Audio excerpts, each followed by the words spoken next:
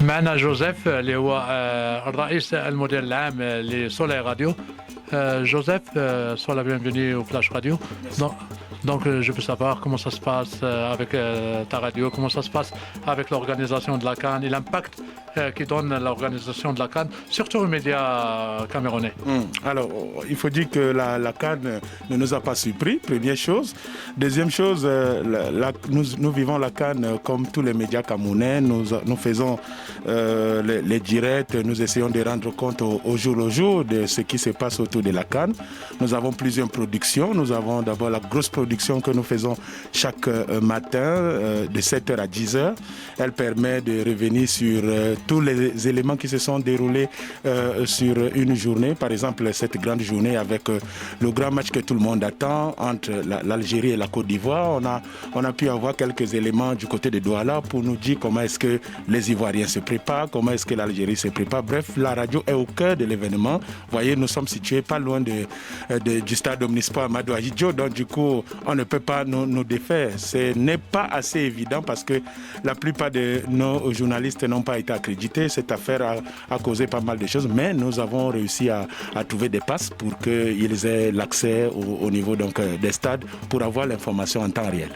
Et bon, comment ça se passe au niveau du marché publicitaire, surtout la CAN ici au Cameroun, donc il faut profiter. Oui, c'est vrai qu'il faut profiter, mais le Cameroun est assez difficile, non seulement dans la recherche de l'information, parce que c'est les médias publics, le média public, la CRTV, Cameroun Tribune, qui bénéficient beaucoup plus de cette ouverture-là.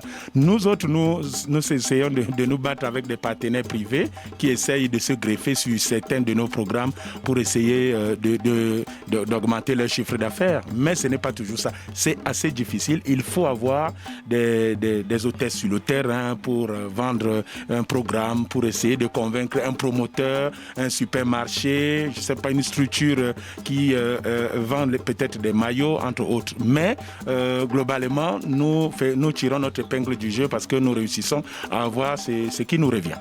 Et quel est le rôle de l'État pour développer les médias, surtout au Cameroun? On voit qu'il faut un développement, surtout, il y a une ambition, mais le matériel, les moyens sont pas en haute qualité. Voilà.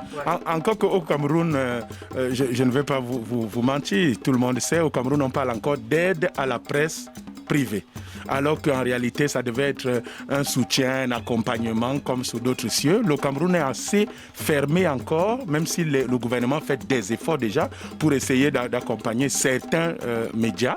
Nous sommes satisfaits d'abord de la globalité passée à Yaoundé. Nous sommes près d'une 60aine de FM, rien que dans la cité capitale. Du coup, le gouvernement est dans l'obligation de faire ce qu'on appelle le tri, de voir ceux qui sont véritablement sérieux et de les accompagner. Dieu merci, nous faisons partie de ce package-là qui bénéficions de temps à autre de quelques subventions, entre autres, qui ne sont pas mauvaises, mais qui ne peuvent pas véritablement soutenir une entreprise de presse qui veut se développer de manière réelle. Mais nous ne pouvons pas cracher dessus. Nous faisons des efforts pour que les choses s'améliorent de temps à autre. Vous ne pensez pas profiter de cette cas-là? Il y a beaucoup de pays qui sont déjà développés au niveau de l'information, au niveau du journalisme. Est-ce que vous ne pensez pas, notamment le Maroc, est-ce que vous ne pensez pas faire des partenariats, des échanges? Donc, est-ce que vous travaillez sur ce côté-là? Oui, nous sommes ouverts. Nous avons des camarades ou alors des confrères sénégalais avec lesquels nous pensons pour pouvoir accompagner. Et Dieu merci, c'est bien que Flash FM ou Flash TV viennent vers nous pour qu'on ait un partenariat. Nous sommes ouverts, d'ailleurs, ça sera une heureuse coïncidence qu'après la CAN, que nous aussi, nous soyons à même de prendre, pourquoi pas, un programme de votre radio pour diffuser ce Soleil FM et un programme peut-être de Soleil FM pour là-bas, pour renforcer. Ça serait tout bénéf pour les deux médias. Donc nous sommes ouverts. S'il y a quelque chose dans ce sens-là, nous réfléchissons, nous recherchons même d'ailleurs pour que nous grandissions au niveau international. Ça permet de renforcer les liens d'amitié et même de coopération entre des confrères. Oui, tout à fait. Tu sais, Joseph, nous sommes des frères, les Camerounais et les Marocains. Donc un petit message pour les Marocains et un petit message aussi pour les Africains. Oui. Alors, pour tous les Marocains qui suivent cette belle radio Flash TV, nous voulons simplement leur dire que c'est un super pays. Nous aimons beaucoup le Maroc, de par leur comportement, une discipline de vie que nous aussi nous voulons prendre pour le Cameroun, parce que nous encore, on a encore beaucoup de désordre au Cameroun par rapport à notre manière d'être. Le Maroc est un exemple dans le cadre de la discipline de vie que j'ai beaucoup aimé chez les Marocains.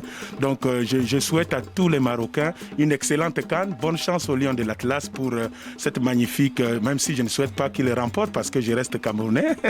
Je voudrais que tout Africain qui est du côté du Maroc soit heureux et sache qu'en terre africaine, on se sent toujours chez soi. Regardez comment notre confrère est heureux d'être dans ce studio. C'est comme s'il y était depuis des lustres. Donc bonne chance à tous les Africains qui sont au Cameroun et surtout ceux résidant au Maroc.